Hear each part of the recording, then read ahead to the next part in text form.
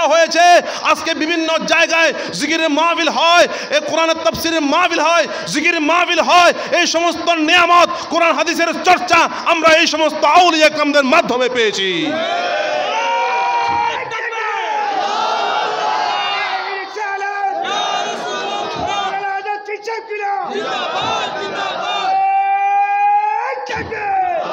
সুতরাং যারা মা বাপের মাধ্যমে জন্মগ্রহণ করে মা বাপকে অস্বীকার করে তাদেরকে কি বলে? আমার মুখ দিয়ে আসতেছে না, তাদেরকে কি বলে বলেন?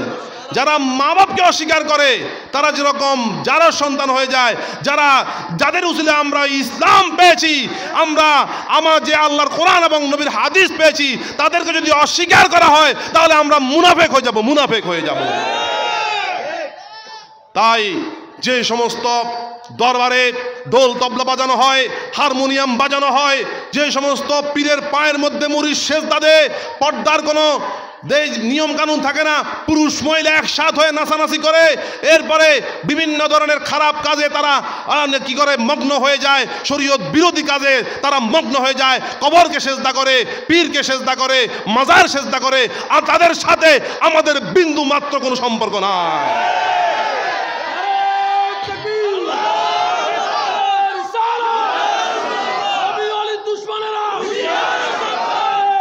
আমরা নামাজকে যেরকম ফরজ হিসেবে মানি, পর্দাকেও ফরজ হিসেবে মানি। আমরা রোজাকে যেরকম ফরজ হিসেবে মানি, পর্দা করাকেও ফরজ হিসেবে মানি। আমরা জাকাতকে যেরকম ফরজ হিসেবে মানি, আমরা পর্দাকেও ফরজ হিসেবে মানি। আমাদের কাছে আসতে হলে শরীয়তের দিক নির্দেশনা নিয়ে আসতে হয়, শরীয়তের দিক দিশা নিয়ে চলতে হয়। সুতরাং আজে বাজে কথা বলে হকের বিরুদ্ধে কেউ কোনোদিন যেতে পারবে না। কারণ হক্কানি পীর অলির বিরুদ্ধে যারা কথা বলে, যারা যে বিভিন্ন ধরনের মন্তব্য করে, স্বয়ং আল্লাহ তাদের বিরুদ্ধে যুদ্ধ ঘোষণা করে।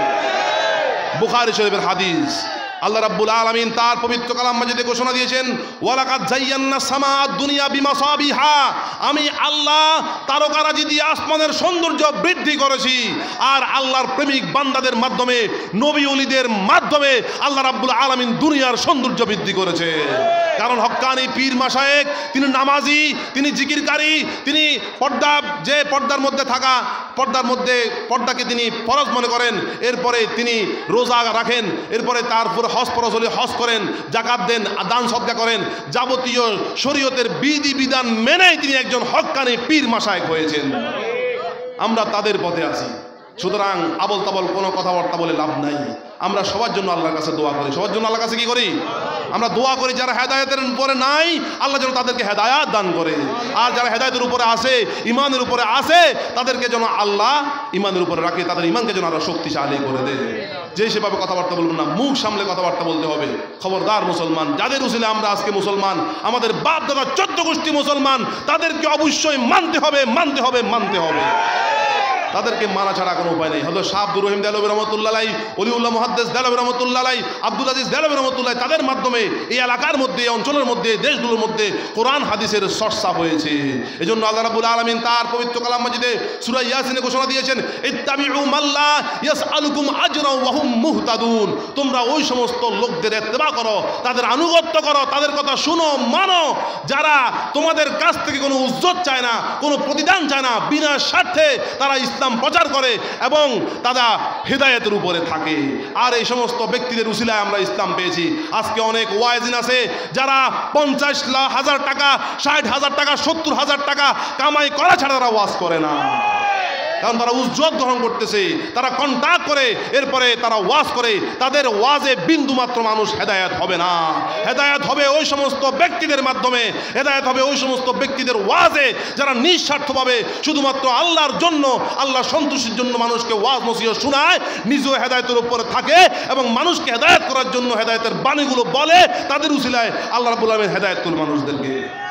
আমাদের বাবা হুজুর কাদের রহমতুল্লাহ আলাইহি সহ দাদা হুজুর কাদের রহমতুল্লাহ আলাইহি, এরপর আমাদের সিলসিলা ফুরফুরা সিলসিলার যত মানুষ, তারা সকলেই হেদায়েতের উপরে ছিলেন। কারণ তারা মানুষ থেকে উজ্জত গ্রহণ করতেন না, আল্লাহর ওয়াস্তে কাজ করেছেন বিদায় তাদের উসিলায় মানুষ হেদায়েত হয়েছে। তারা যেখানে গিয়েছেন সেখানে একটা মসজিদ কায়েম হয়ে গিয়েছে, মাদ্রাসা প্রতিষ্ঠা হয়ে গিয়েছে, জিকিরের মাহফিল কায়েম হয়ে গিয়েছে। যার মাথার মধ্যে টুপি ছিল না, তার মাথার মধ্যে টুপি এসে গেছে।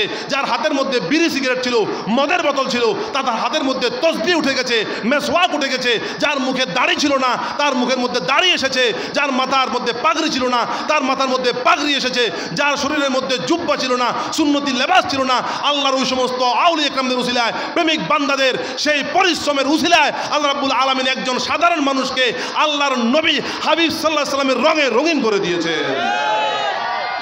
আমরা তাদের পথে আসি। আল্লাহ পাক আমাদের সকলকে বুঝার আমল করার তৌফিক নসিব করুন, আমিন। সদর সুরি সাল্লাল্লাহু আলাইহি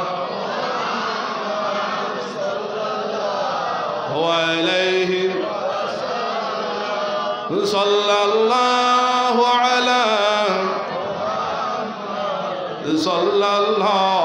আলাইহি।